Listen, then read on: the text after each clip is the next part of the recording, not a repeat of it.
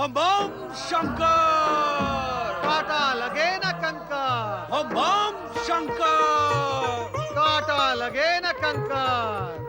हर हर महादेव, हर हर महादेव। ओम नमः शिवाय। कौन है आप दोनों और यहाँ किस प्रयोजन से आए हैं? देवी, ये हैं महायोगी शिव भक्त ऋषभ देव। संसार में इनके समान वरदानी और चमत्कारी दूसरा कोई नहीं है। ये जिस पर भी कृपा करते हैं उसे इच्छित फल प्राप्ति होती है, और ये जिस पर भी दृष्टि डाल देते हैं वे तेजस्वी हो जाते हैं। भगवान शिव के पावन स्थान कैलाश में आकर किसी और की प्रशंसा करके क्या तुम शिव कोप के पात्र बनना चाहते हो? पहले ये बताओ कि तुम यहाँ किस प्रयोजन से आए हो? हमारा एक ही प्रयोजन है देवी, अपने आराध्य देव के दर्शन करना। हमारा एक और उद्देश्य है, कैलाशपति भगवान भोलेनाथ की जीवन संगीनी माता पार्वती के दर्शन करना। परंतु वे दोनों तो यहाँ दिखाई नहीं दे रहे। महात्मा जी, यही तो है माता पार्वती जी।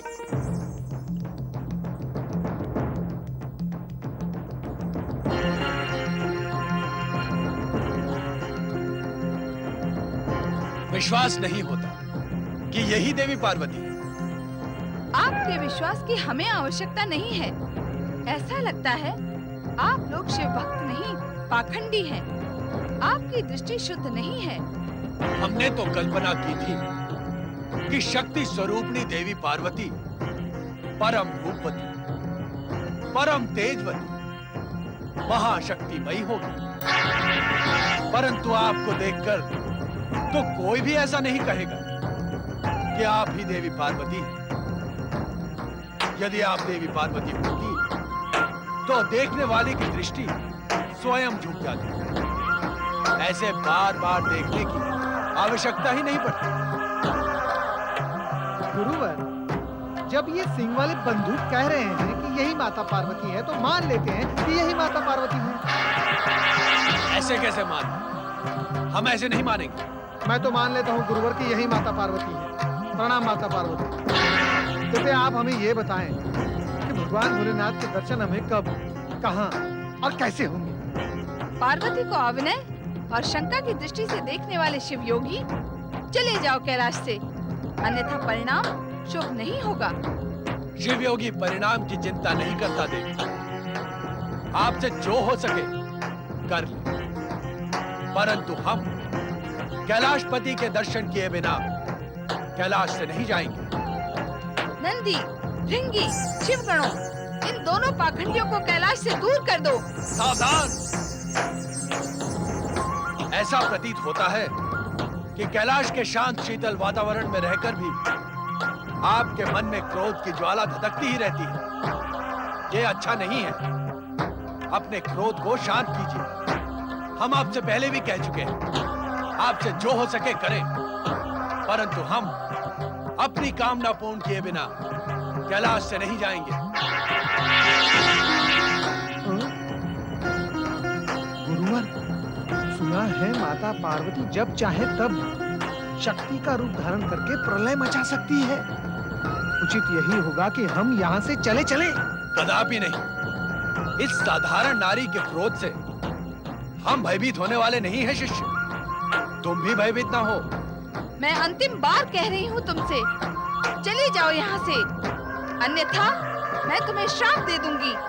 आपके श्राप का हम पर कोई प्रभाव नहीं होगा। आप श्राप देकर देख लें, हमें कुछ नहीं होगा। कैलाशपति की कृपा से हमें शाप रक्षा कवच प्राप्त है।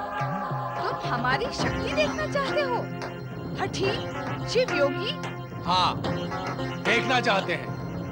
आप भी श्राप देकर देख लें। शिव योगी, मैं पार्वती तुम्हें श्राप देती हूँ। स्वामी आप? ओम नमः शिवाय। प्रणाम माता पार्वती। देवर्षि नारद?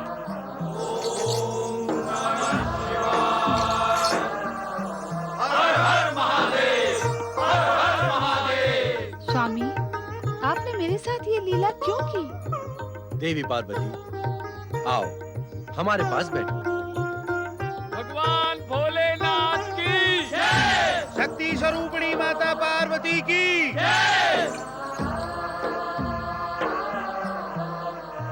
आश्चर्य है देवी, तुमने हम दोनों को नहीं पहचाना। तुमने हमें अपनी दिव्य दृष्टि से देखने का प्रयत्न भी नहीं किया। आपने मेरी बुद्धि भ्रमित जो कर दी थी स्वामी।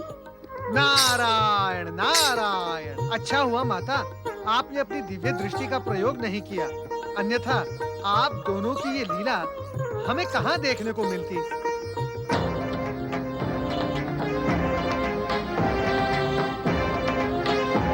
क्या हुआ स्वामी, आप अचानक इतने गंभीर क्यों हो गए?